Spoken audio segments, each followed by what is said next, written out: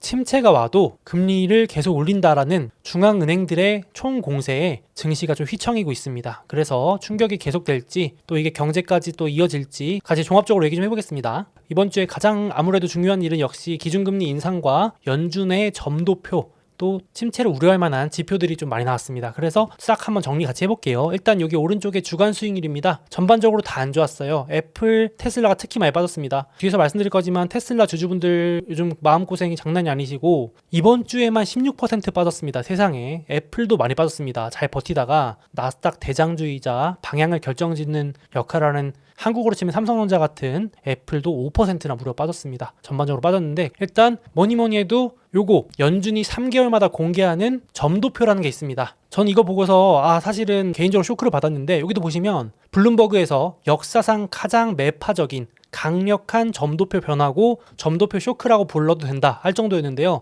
이 연준 위원들 19명이 점을 찍어서 향후 금리 전망을 표현해 주는 건데 근데 제가 지난주에 설마 5%를 안 넘겠죠? 라고 했는데 5%를 넘은 것도 모자라서 19명 중에 17명이 5% 위에다 점을 찍어놨습니다. 내년 금리에. 어차피 중장기 금리는 연준 위원들도 맨날 말이 바뀌니까 논외로 하고 일단 23년에 목표 금리가 5.25입니다. 이거 극단적인 얘기인 줄 알았는데 연준 위원들의 평균치가 5.25입니다. 5% 미만으로 찍은 사람은 단 2명뿐이고요. 그 말인즉 23년에 금리 인하는 없다라고 연준 위원들은 말하고 있는 겁니다. 지금 시장은 이걸 안 믿고 있지만 연준의 의견을 또 무시해서는 안 되겠죠. 연준에 맞서지 말라는 격언도 있듯이요. 유심히 봐야 될 텐데 좀 쇼크에 가까웠던 상황이고요. 5.1. 불과 3개월 전만 해도요. 9월 금리 인상 때 내년 목표 금리 얼마 할 건가 점 찍은 게 4.7이었습니다. 4.7.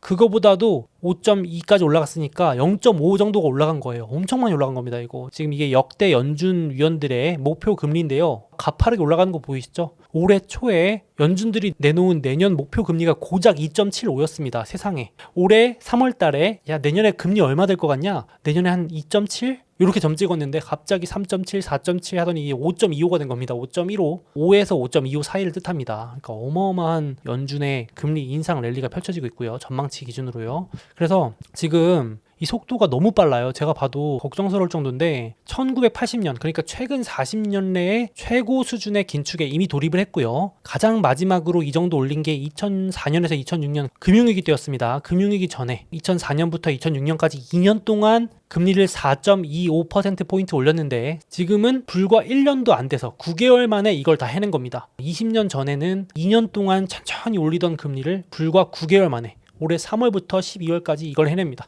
근데 문제는 아직 안 끝났다는 거. 여기서 내년에 더 올라가면 이제 가보지 않은 길입니다. 이렇게까지 급하게 긴축을 해본 게 80년대 이후로는 없습니다. 진짜 가보지 않은 길이라서 걱정이 되는 부분도 있는데 지금도 그래서 시장이 많이 부담스러워 하잖아요. 이미 시장은 연준이 이거 뻥카다. 못 올린다. 맨날 그랬잖냐. 올린다고 겁만 주는 거고 그게 연준의 역할이고 내릴 거다. 침체 오는데 어떻게 금리를 올리냐. 라고 하실 수 있는데 어쨌든 연준은 더 올린다에 베팅을 하고 있는 겁니다. 연준은 그렇게 말을 하고 있고 지금 멈춰도 엄청난 금리인데 연준은 5%를 넘기를 희망하고 있습니다. 야, 진짜 무서운 것 같고요. 거기다가 제가 중요하게 보는 보고서가 있는데 연준이 금리를 올리면서 내놓는 경제 전망 보고서라는 게 있습니다. 그거의 요약본이 SEP라는 건데요. 요걸 제가 한마디로 요약해드리면 연준은 침체가 오는 걸 알고 있고 침체를 유도해서라도 인플레를 잡겠다라고 말하고 있는 겁니다. 더 쉽게 말하면 여기 한마디로 써놨는데 진정해라. 나는 그저 네가 일자리를 잃길 원하고 있다. 진짜 무서운 말인데 참 연준은 이걸 희망하고 있다는 게 이번 경제 전망 도표에 나와 있습니다. 그래서 연준이 내놓은 경제 전망을 보기 좋게 요약을 해드리자면 3개월 전만 해도 연준의 내년 물가 전망은 3.1%. 그러니까 연준도 내년에 근원 물가가 3%까지 내려올 거라고 기대를 했었는데 생각보다 안 잡히니까 전망을 높였습니다. 3.5. 연준이 생각하는 내년 물가는 3.5까지 올라가니까 안 되겠다 생각한 거죠. 그래서 실업률을 지난번 예상치보다 더 높였습니다. 4.6. 실업률을 높게 만든다는 건 해고자를 더 늘리게 만들겠다는 거죠. 그러기 위해서 경기 둔화, 침체를 유도하기 위해서 내년 미국의 성장률을 대폭 하향했습니다. 이거 연준이 말한 겁니다. 이거는 증권사 보고서가 아니고요. 연준이 찍어놓은 전망입니다. 그러니까 의도적으로 경제를 마이너스 0.7%포인트 더 둔화시켜서라도 실업자 늘려서 물가를 때려잡겠다라고 다시 한번 천명을 한 겁니다. 그러니까 결국 연준은 지금 인플레 잡히는 거 알고 있지만 임금, 고용자들 때문에 물가가 쉽게 안 내려올 거라고 생각을 하고 있는 것 같습니다. 그래서 이번에 연준 의장도 기자회견에서 다 안다. 인플레 잡히고 있는 거 알고 주거비 이런 것들도 내년에 내려올 거 알고 있는데 고용이 잘 안 내려올 것 같다. 그래서 실업률 늘려야 된다라고 말을 했습니다. 결국은 진짜 속내는 연준은 침체를 의도적으로 유도하겠다라는 걸 돌려서 말하고 있는 겁니다. 침체 올지 안 올지 모르겠다고 말만 하고 있는데 제 생각에는 적극적으로 침체를 유도하고 있는 게 좀 보여서 상당히 좀 놀란 부분이었습니다. 그래서 연준의 경제 전망에 적혀있는 물가 지표가 돌아오는 주에 발표됩니다. 금요일인데요. PCE라는 게 개인 소비 지출 물가 지수라는 겁니다. 이게 발표되는데 지금 현재 이 물가가 5%입니다. 근원 물가. 근데 연준은 이걸 3.5까지 내년에 내리기 위해서 경제를 박살내겠다는 겁니다. 특히나 고용이 박살나야 끝난다는 걸 다시 한번 강조했는데 돌아오는 주에 발표될 숫자는 4.6 예상입니다. 멀었다는 거죠. 연준은 내년까지 3.5, 내후년까지 2.5까지 내려야 된다라는데 쉽지 않다라고 연준은 보고 있는 겁니다. 시장에서는 어떻게 판단하든 간에. 그걸로도 부족했는지 연준 3인자가 또 나왔습니다. 금리 올리고 난 다음 날에 연준 3인자, 뉴욕 연준 총재가 나와서 다시 한번 분위기를 전했습니다. 노동이 잡히기 전까지는 멈추지 말자라는 게 연준의 내부 분위기다. 그러니까 이제 인플레 잡히는 거 누가 모르냐. 다 안다. 근데 고용 안 내려오면 실업률 안 올라오면 안 멈춘다라고 얘기하고 있는 겁니다. 아니 지금 막 해고 소식 들려오던데 무슨 소리예요? 라고 하실 수 있는데 여러분 지금 미국 상황이 좀 이상한 게요. 사무직은 잘리는데 블루칼라는 없어서 난리랍니다. 그러니까 블루칼라는 구인난, 사무직은 해고 대란 이 상황입니다. 그래서 특집 기사로 나온 게 이겁니다. 블루칼라 그러니까 쉽게 말해서 단순 노동을 하시는 분들은 면접도 없이 지금 채용이 된대요. 야, 이게 그러니까 충격적인 거죠. 물류 창고에서 일하시는 분들, 배송기사, 단순 서비스업 이런 분들은 기본적으로 지금 면접 없이 24시간 내로 원서만 내면 채용이 된대요. 그래서 UPS, 페덱스 이런 데는 최근에 물류 근로자 80%를 면접도 없이 채용하고 지원서 내고 25분 내에 답장을 바로 줬답니다. 그 정도로 지금 부족해서 난리고요. 홈디포 이런 인테리어 가구점에도 24시간 내에 면접 없이 채용. 의류회사들도 직원이 없어서 면접도 없이 채용을 하고 있다는 게 신기한 상황이고 이러니까 임금이 도저히 안 내려오니까 연준이 이걸 계속 강조하는 거고요. 이 사람들이 잘려야 된다. 이 사람들이 일손이 남아 돌거나 해야 되는데 안 되고 있다라고 얘기하고 있고 그걸 대표적으로 보여준 사례가 이번 주에 한 기관에서 어떤 직업이 지금 잘 버티나 봤더니 서빙이 1위를 하고 있는 거예요. 서빙. 웨이터, 웨이트리스라고 부르잖아요. 이분들은 몸값이 너무 귀해진 거예요. 지금 인플레 견디는 직업 1위에 올랐습니다. 연봉이 30% 올랐는데 그래도 부족해서 난리인 거죠. 그러니까 지금 상황이 이런 겁니다. 그래서 미국도 서비스 직종이 비중이 크잖아요. 그러니까 연준은 이런 인력들 때문에 임금이 올라가는 게 잡혀야 된다라고 말을 하고 있는데 그러면 어쩔 수 없이 경기를 더 끌어내야 된다고 얘기를 하고 있는 거죠. 그러니까 지금 이번 주에도 골드만삭스 이런 금융계, IT 이런 쪽은 사람을 잘라내는데도 연준은 끄떡 안 하는 겁니다. 전체 실업자에서 차지하는 비중은 얼마 안 되기 때문이죠. 골드만삭스도 대표적인 월가에 잘 나가는 회사인데 전체 인력의 8%. 그러니까 골드만삭스가 전체 인력이 한 5만 명 되거든요. 그 중에 한 약 10% 달하는 4천 명 자르겠다고 발표했습니다. 근데 이런 것들은 전형적인 사무직이잖아요. 미미하다는 거죠. 연준 입장에서 봤을 때. 별로 영향 없다. 이렇게 보는 거죠. 골드만삭스 전 부서에서 다 자른답니다. 내년 1월 중 해고하는데 이런 소식에도 끄떡 없고 전체 실업률을 오르려면 멀었다는 거죠. 그리고 전기차 역시 잘 나갔던 금융, IT, 전기차 이런 쪽에 해고가 지금 계속 나오고 있습니다. 투심플이라 그래서 자율주행 트럭 이걸로 유망하다 평가받아서 나스닥까지 상장을 했었는데 이거 되게 주목받았던 기업이기도 했거든요. 근데 직원 절반, 직원이 1,400명인데 그중에 700명 자른대요. 와, 어마어마합니다. 이렇게 해고가 계속 소식이 나오고 있는데도 지금 블루 컬러는 없어서 난리다. 참 양극화된 이상한 시장이 이어지고 있다고 보시면 되겠습니다. 그래서 연준은 어쨌거나 통계적으로 전반적으로 실업자를 늘려서 임금을 잡고 인플레를 잡겠다라고 하는 건데 연준의 목표가 4.6까지 실업률을 끌어올리는 겁니다. 근데 현재 3.7입니다. 실업률이. 그러면 실업률이 최소한 0.9% 이상 올라야 된다는 얘기인데 과거 통계상 실업률이 바닥에서 0.5%포인트 이상 올랐는데 침체가 안 온 적이 없습니다. 그러니까 알고 있는 거죠. 연준도. 결국은 실업률이 오르는데 침체가 안 온 적은 단 한 번도 없었습니다. 실업률이 0.5 이상 오르는데요. 그러니까 결국은 연준은 계속 모르는 척하지만 침체를 의도적으로 유도해서 대량 해고를 늘려서 인플레를 잡겠다는 의지를 보이고 있는 거라고 저는 해석이 됐습니다. 그러니까 이번에 뱅크 오브 아메리카도 연준의 점도표랑 경제전망 나온 다음 날 보고서를 냈습니다. 노동시장이 붕괴되기 전에는 안 끝난다. 슬픈 얘기지만 지금 같은 상황에서는 노동시장이 빨리 붕괴되는 게 약세장을 빨리 끝내는 방법이라고까지 얘기를 하고 있어요. 그러니까 경제가 붕괴돼야 증시가 살아난다는 얘기를 하고 있는 겁니다. 이게 참 무시무시한 얘기인데 그래서 지금 상태면 생각보다 더 빨리 10주에서 12주 그러니까 내년 3월 전까지 생각보다 빠르게 침체에 진입할 가능성도 있다. 연준이 항복할 기미가 지금 보이지 않고 있기 때문에 그래서 내년 1분기부터 3분기까지 심각한 침체에 진입할 거라고 뱅크 오브 아메리카는 이번 주에 뷰를 내놨습니다. 실업자가 대량 생산된다는 의미의 그래프입니다. 지금은 고용이 너무 많아서 몇백만 명씩 남아 도는데 지금 실업자가 몇백만 명씩 나온다는 전망을 이번 주에 내놨습니다. 내년에. 그래서 저도 좀 보면서 연준의 뻥카일 수도 있고 그 전에 중단될 수도 있긴 한데 지금 상황으로는 연준에 함부로 맞서는 게 좀 조심스럽다 생각도 들고요. 목표치가 연준이 노동을 잡아버리겠다고 해버렸기 때문에 여기에 함부로 좀 맞서는 것도 좀 조심스럽다 개인적으로 생각이 들었고요. 거기에 요거는 약간 심화인데요. 연준 3인자가 한 가지 힌트를 줬어요. 언제 그럼 주식을 사면 되는지를 약간 힌트를 줬는데 요걸 보래요. 실질 금리가 1.5% 정도로 유지되는 게 목표니까 그거 참고해서 투자해라. 무슨 말이냐면 제가 계산 한번 보여드릴게요. 지금 기준금리가 4.5거든요. 근데 연준이 보는 물가가 지금 5입니다. 그러면 4.5에서 금리에서 물가를 뺀 값이 마이너스. 이러면 실질금리가 마이너스입니다. 이땐 투자하면 안 된다는 게 연준의 의미고 실질금리가 플러스로 돌아서야 된다. 이게 무슨 말이냐? 요 돌아오는 주에 발표될 연준의 참고 물가 근원 PCE라는 게 있습니다. 이게 현재 5인데요. 내년에 3.5가 될 거라는 게 연준의 기대입니다. 그러면 연준은 지금 기준금리를 5%까지 올린다고 했으니까 기준금리 5에서 연준의 예상 목표 물가 3.5를 빼면 1.5가 됩니다. 요게 연준의 목표입니다. 그러니까 연준은 물가보다 금리를 1.5 정도 높게 유지하고 싶어 합니다. 그게 실질 금리를 플러스로 만드는 연준의 목표고 지금 내부의 어떤 계획인 거죠. 그러니까 지금은 택도 없는 겁니다. 지금은 금리가 4.5인데 물가가 그거보다 높기 때문에 지금대로는 절대 유지 못한다. 그러니까 양보할 생각이 없다라는 걸 이렇게 근거를 들어서 밝힌 겁니다. 그러니까 조금 어려운 얘기일 수 있는데 쉽게 말해서 물가보다 금리가 높아야 된다. 그것만 기억하시면 될 것 같아요.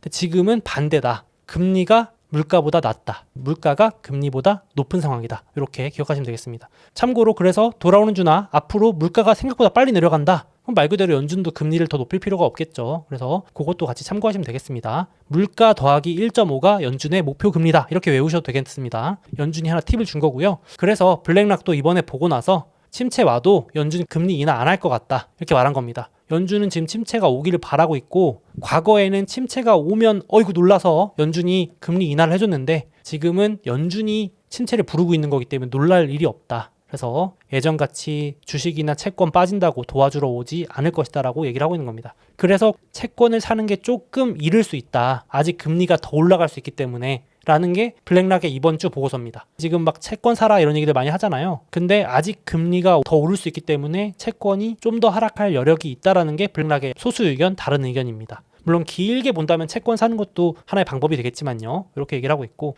그럼에도 불구하고 블랙락은 소수 의견이고 다수 시장은 지금 연준에 맞서고 있습니다. 제가 지금까지 소개해드린 연준의 베팅에 반대로 하고 있어요. 보시면 연준이 23년에 금리를 꺾는다고 평가하고 있습니다. 거의 다 거기다 베팅한 거예요. 왜냐하면 침체가 올 신호들이 너무 많이 보이니까 그리고 물가도 잡히고 있으니까 두 가지 측면에서 시장은 연준이 뻥을 치고 있다. 괜히 기대심리 꺾어서 사람들이 투자 못하게 하려고 하는 거다에 베팅하고 있는데 그게 반영된 게 시장 금리입니다. 이번에 처음으로 이번 주 들어서 2년물 금리 요게 기준금리에 조금 더 앞서는 거거든요. 기준금리보다 앞서는 시장금리인데 요게 처음으로 기준금리 밑으로 내려갔습니다. 지금 기준금리가 4.5거든요 여러분들. 근데 기준금리에 앞서가는 2년 금리가 4.18. 그 얘기는 시장은 이미 연준이 금리를 이 이상 못 올린다에 베팅을 하고 있는 겁니다. 그래서 요것만 봤을 때는 현재 시장은 연준의 말을 믿지 않고 있다. 뻥치고 있다라고 보는 겁니다. 당장 내년부터 금리 못 올린다까지도 생각할 수 있을 정도로요. 왜냐하면 과거 기록상으로요. 2년 금리가 기준금리보다 내려간 지금 같은 경우 있잖아요. 그때 한 번도 금리를 올린 적이 과거에 없었습니다. 이게 좀 정신없어 보이실 수 있는데 검은색이 기준금리고요. 초록색이 2년금리입니다. 닷컴버블 터지기 전에도 기준금리 올리다가 2년물 금리가 밑으로 내려오니까 결국 못 올리고 내려왔습니다. 금융위기 때도 기준금리가 올라가다가 2년물 금리가 내려오니까 결국 못 버티고 내려왔습니다. 지난번 코로나 직전 때도 그랬고요. 지금도 시장에서는 기준금리보다 2년물 금리가 내려오기 시작했다라는 건 연준이 금리 인상을 멈추고 중단할 수밖에 없다. 그 정도로 지금 경기가 안 좋다라는 걸 보여주는 징조 아니냐, 강력한 신호 아니냐 이렇게 보고 있습니다. 그래서 지금 선물 시장에서도 최종 금리 전망이 5%를 못 넘고 있습니다. 대놓고 연준이 점에다가 5.25를 찍어놨는데도 19명 중에 17명이 5를 넘긴다고 투표를 했는데도 시장은 반대로 베팅하고 있습니다. 못한다고 판단하고 있는 겁니다. 지금 과거 통계상. 그래서 지금 시장은 연준을 믿지 않고 의심하고 있다. 둘 중 하나는 틀렸다. 그러니까 시장은 지금 이번에도 항복할 것이다. 코로나 때도 그랬고 금융위기 때도 그랬고 위기가 오면 연준은 항상 도와줬다. 근데 블랙락처럼 이번에는 안 도와준다. 제가 앞에 이번에 설명드린 것처럼 고용시장 박살 내기 전까지는 절대 안 도와준다 라고 지금 둘이 싸우고 있는 건데, 마치 벽 보고 이야기하듯이 지금 두 입장이 팽팽하죠. 저도 그래서 조금 고민을 했거든요. 이걸 보면서 연준이 또 뻥을 치는 걸 수도 있고 아니면 진짜 다를 수도 있잖아요. 근데 힌트를 준 게 있어요. 어디냐면 유럽입니다. 유럽 중앙은행이 이번 주에 금리 인상을 하면서 뭐라 그랬냐면 침체가 와도 가겠다. 이거는 중대한 변곡점 같아요. 발언이 과거엔 다릅니다. 옛날엔 침체가 우려돼서 금리 인상을 멈춘다 그랬는데 중앙은행들이 대놓고 침체가 와도 가겠다. 거기다가 양적 긴축까지도 시작한다 그랬어요. 그러니까 지금 전 세계 중앙은행들이 완전히 기조가 바뀌었습니다. 제가 이거 보면서 좀 마음의 준비하겠다 싶었는데, 그러니까 우리가 지금 침체 때문에 멈춘다고 생각하면 큰 착각이다라면서 여러 번 강조했거든요. 물론 이 유럽 중앙은행 ECB의 발언도 뻥카, 배짱 플레이일 수 있지만 지금은 그렇지 않은 것 같습니다. 제가 봤을 때는 내년 1분기에 침체가 온다라고 공식적으로 밝혔어요. 유럽 중앙은행은. 이거 유럽 중앙은행이 낸 보고서입니다. 근데 인플레가 너무 높기 때문에 아직 멀었다라고 강조하고 있습니다. 그래서 좀 더 이걸 확대해 보면 여기 막대가 유로존의 GDP 성장률입니다. 유로존의 GDP가 마이너스로 들어갑니다. 다음 분기부터. 그러니까 유럽 중앙은행이 낸 보고서예요. 근데 여기서 공식적으로 침체가 간다고 했는데도, 알고 있는데도 금리 올리고 양적 긴축까지 한다라고 경고를 하고 있는 겁니다. 이거는 여태까지 한 금융위기 이후 양적 완화 이후의 기조와 완전히 반대로 간다고 보시면 될 것 같고요. 침체 와도 간다 이거고. 그래서 지금 이렇게 풀린 돈을 줄이는 것도 하면서, 이게 유럽의 중앙은행의 자산 돈 푼 겁니다. 이거 줄이고 금리도 금융위기 이후 최고치인데 더 올린다. 갈 길이 멀다 라고 했죠. 침체 신호가 이렇게 나오는데도요. 거기다가 영국 중앙은행도 유럽에서 가장 긴 장기 침체가 온다라고 공식적으로 발표했는데 그래도 금리 올린다고 밝혔습니다. 여기 보시면요. 영국 중앙은행은 공식적으로 올해 말부터 무려 8분기, 2년 동안입니다. 제가 세봤는데 2023년 4분기, 2024년 4개 분기 다 해서 8개 분기 동안 침체, 마이너스 성장하고 탈출을 전망하는데도 금리를 올립니다. 옛날하고 완전 기조가 달라졌어요. 제가 느낀 바로는 장기 침체 와도 금리 올린다고 중앙은행 총재가 말했습니다. 이거는 조금 참고를 하실 필요가 있고, 힌트가 아닌가, 연준이 뭘 말하고 있는지에 대한 힌트가 아닌가 생각이 들었고, 그래서 개인적으로는 옛날하고는 좀 다르다라는 생각이 좀 들긴 했고요. 그래서 미국과 유럽 중앙은행들 여기 있습니다. 연준 의장, 유럽 중앙은행장, 영국 중앙은행 총재, 이렇게 3명이 이번 주에 아주 강경 발언한 겁니다. 물가만 잡겠다. 피봇, 금리 인상 중단 없다. 속도 조절은 했지만 큰 착각하지 마라. 이게 3명의 공통된 주장이었습니다. 이 사람들을 무시를 못하는 게요. 전 세계 유동성을 좌지우지하시는 분들입니다. 왜냐하면 여기 파란색이 전 세계 중앙은행의 유동성이거든요. 돈 풀기. 여기 파란색 보시면 이렇게 줄어들고 있죠. 근데 공교롭게도 주가 흐름하고도 비슷하죠. 물론 기업의 이익도 중요하지만 전 세계 돈 풀기가 또 증시를 오르고 내리는 거에 영향을 안 줄 수가 없기 때문에 중앙은행들이 앞다퉈서 양적 완화를 멈추고 양적 긴축에 들어간다고 하고 있기 때문에 조금 주의가 필요할 것 같아요. 옛날 같았으면 침체 온다 그랬으면 이거 양적 긴축 멈춘다고 했었습니다. 근데 모르겠다, 안 멈춘다라고만 하고 있습니다. 침체 안 올 수도 있다 이러고 있으니까 거기서 놀랬고요. 그래서 중앙은행들, 전 세계 중앙은행들입니다. 빨간색 연준, 파란색 유럽 중앙은행, 이런 나라들이 이렇게 아래로 고개가 꺾이고 있을 동안은 조금 유동성이 메말라가지고 조심스럽다 이렇게 보여집니다. 좀 주의가 필요할 것 같습니다. 당분간은요. 거기다가 금요일 날 또 안 좋은 게 나왔어요. 미국 경제를 지켜주는 게 소매 판매거든요. 미국 경제의 3분의 1을 차지하는 소매, 그러니까 사람들의 소비인데 요게 지표가 쇼크가 났습니다. 심지어 연말이라서 블랙 프라이데이부터 11월, 12월 연말 소비 시즌에 들어가는데 근데 소매 판매 쇼크가 났어요. 여기 보시면 지금 대규모 할인 시즌이거든요. 연말 앞두고 11월. 근데 최근 1년 중에 최대폭 하락했습니다. 안 산다는 거죠. 소비자들이 지금. 쇼핑 대목에도 올해 최대폭 감소를 발표하면서 이거 연준이 이런 상황인데도 계속 금리 올리나? 이런 우려도 들면서 증시가 더 빠지는 걸 확대한 부분도 있는데, 블랙 프라이데이인데도 온라인 판매가 마이너스, 가구, 자동차, 가전 이런 쪽 다 안 팔리는 겁니다. 근데 여전히 연준이 걱정하는 레스토랑, 바, 아까 말씀드렸죠. 인기 있는 직종, 서빙, 웨이터, 웨이트리스 분들 이쪽만 상승. 그러니까 지금 그쪽만 장사 잘 되고 나머지는 떨이 판매, 재고 할인 판매도 안 되는 상황. 이렇게 좀 보이고 있습니다. 그래서 실질 소매 판매는 마이너스가 계속되고 있다. 그러니까 내년 상반기 경기 침체는 거의 뭐 확실시 된다고 보여집니다. 지금 이 정도 마이너스 감소면 언제냐 문제인데, 거기다가 같은 날 발표된 중국도 뭐 위드 코로나 개방한다 뭐 어쩐다 했는데 할인 행사 광군제라고 있거든요. 이게 중국판 블랙 프라이데이인데 이거 하는데도 지금 쇼크가 났습니다. 아무도 지금 물건을 안 산다는 거죠. 외식도 안 하고 자동차도 안 사고 자동차 제외한 상품도 안 사는, 여기 보시면 방향이 아래로 가고 있습니다. 이러니까 애플 테슬라가 개인 악재 빼고라도 주식이 좀 좋지 못할 확률이 있어 보이겠죠, 아무래도. 그래서 지금 대장주인 애플도 좀 휘청휘청하는 모습이라 뒤에서 보여드릴 거지만요. 그래서 지금도 위드 코로나라 그랬는데 주말간에 기사 나온 거 보니까 방역을 푸니까 이제 본격적으로 바이두라는 중국의 검색 사이트 있거든요. 쉽게 말하면 미국의 구글입니다. 베이징, 상하이, 광저우 이런 쪽에 발열 검색이 급증입니다. 이제 전 국민 다 걸리는 거죠. 속된 말로 전 국민 한번 다 걸려야 끝난다는 그런 말이 있었잖아요. 그러니까 한번 면역이 생겨야 된다 그랬는데 여태까지 안 풀고 있다가 이제 푸니까 막 다 걸리는 겁니다. 그러면서 화장장이 부족하대요. 24시간 돌려도. 충격적인 기사들이 많이 나오던데 중국도 뭐 이러니 소비가 정상화되는데 시간이 더 걸리겠죠. 그러니까 애플 테슬라 지금 주가도 휘청휘청하는 게 좀 이런 것도 한몫하지 않나. 미국 소비도 부진하고 중국도 여전히 회복이 안 되고 있고 이렇게 보시면 될 것 같고, 이건 여담인데 여러분 사우디 증시가 되게 좋았던 거 아시나요? 최근까지도? 왜냐면 에너지가 좋으니까 유가. 근데 사우디의 우리나라로 치면 코스피가 최근 6년 연속 상승이었는데 마이너스 돌아서면서 엄청 빠지기 시작했어요. 미국도 에너지가 드디어 빠지기 시작했거든요. 에너지 주식 유가도 빠지면서. 그래서 이번에 마지막까지 버티던 인플레 주도주인 에너지도 좀 약세를 보이는 게 좀 심상치 않다 이렇게 보여주는 부분도 있습니다. 조금 조정이 있을 수 있겠다. 지금 에너지가 제일 잘 버티고 있는데 사우디 증시마저도 마이너스세로 돌아섰다는 거, 요것도 조금 유익하게 보실 필요가 있을 것 같아요. 물론 여담이지만요. 에너지 주식도 약세 진입. 그러면서 대장주인 애플, 애플이 조금 슬픈 얘기지만 흐름이 좀 좋지 않습니다. 이번 주도 많이 빠졌지만 여기 제가 맨날 보여드리는 기술적으로도 중장기 추세선인 200일선도 이탈했고 200일선도 아래로 고개를 숙이고 있고 그걸 계속해서 못 넘고 박스권 밑에서 놀고 있는데, 만약에 다음 주에라도 130불 밑으로 내려가기 시작하면 마지막 대장주인 애플도 조금 손절매나 투매가 나올 수 있어서, 또 그러면 애플이 떨어지면 나스닥, S&P도 빠지기 때문에 조금 다음 주 방향을 봐야 될 것 같아요. 근데 반대로 생각하면 주주긴 하지만 또 싸게 추가 매수할 수 있는 좋은 기회가 올 것 같긴 한데 그런 관점으로 생각하시는 게 낫겠죠. 그래서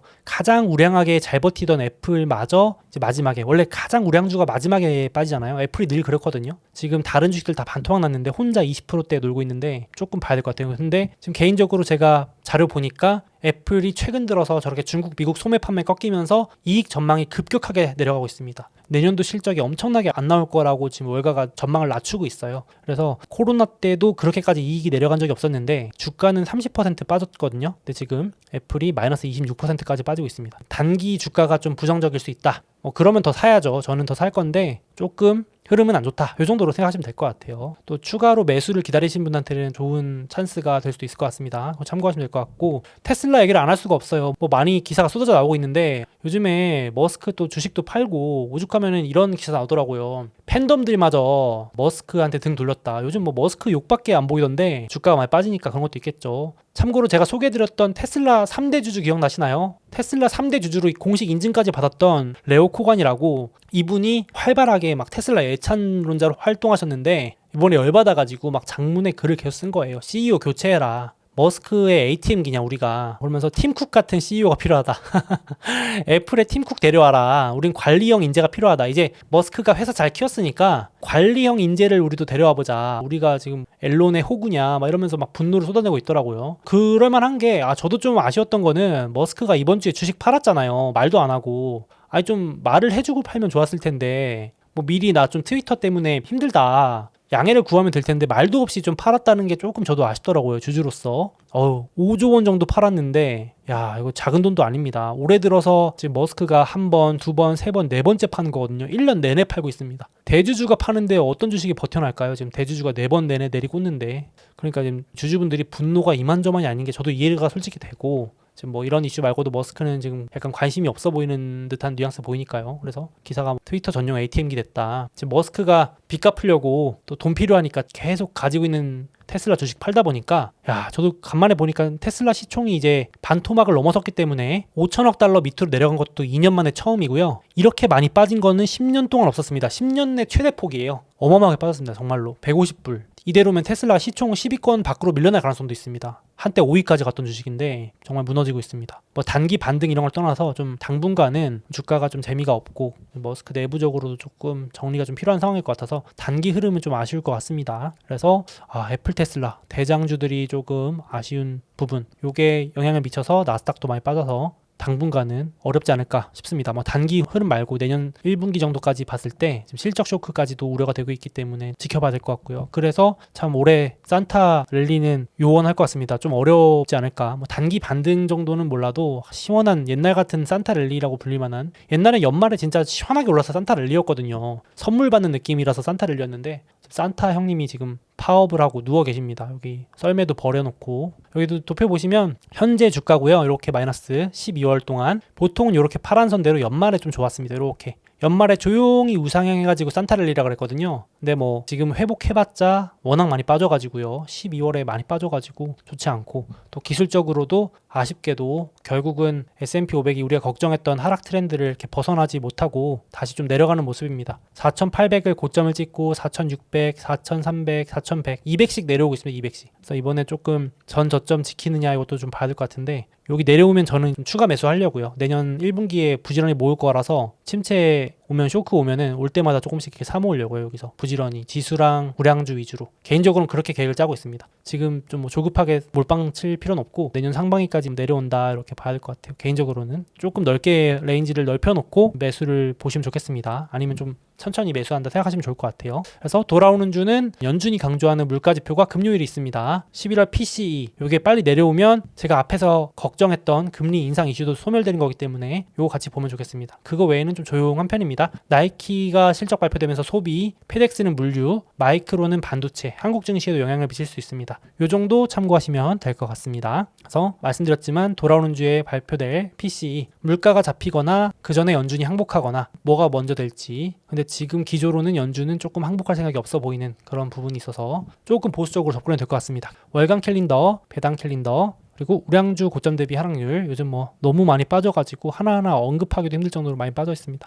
주간 수익률도 있고 올해 수익률이 있습니다. 여기까지 참고하셔서 리스크 관리하시면서 매매도 하셨으면 좋겠습니다. 그리고 연말 맞이 지금 제가 쓰고 있는 실물 다이어리 23년 맞이 23% 할인하고 있으니까 같이 쓰면서 또 기록하면서 리스크 관리도 하고 투자 수익률도 같이 좀 높여봤으면 좋겠습니다. 잠깐 제 책과 해외 주식 수수료 할인을 받을 수 있는 이벤트를 진행하고 있으니 주목해주세요. 이베스트 증권 계좌 개설하실 때 이벤트 코드에 소우몽 입력해주시고 해외 주식 딱 100만원 이상 거래해주시는 모든 분들께 제 책을 증정해드립니다. 자, 꿀팁입니다. 50만원어치 주식을 샀다가 50만원어치를 팔면 바로 100만원 거래 금액이 채워지겠죠? 이건 우리끼리만 아는 비밀로 하시죠. 또 수수료 할인 이벤트도 진행하고 있으니 별도로 신청하시면 0.07%로 우대받으실 수 있습니다. 당연히 실시간 시세도 무료로 제공됩니다. 이미 타사에서 해외 주식을 하고 계신 분들도 있으시죠? 그 해외 주식을 이베스트 증권으로 옮기시면 현금을 드리는 이벤트도 진행하고 있다고 합니다. 아직 미국 주식을 시작하지 않으셨거나 추가로 계좌 개설하실 분들은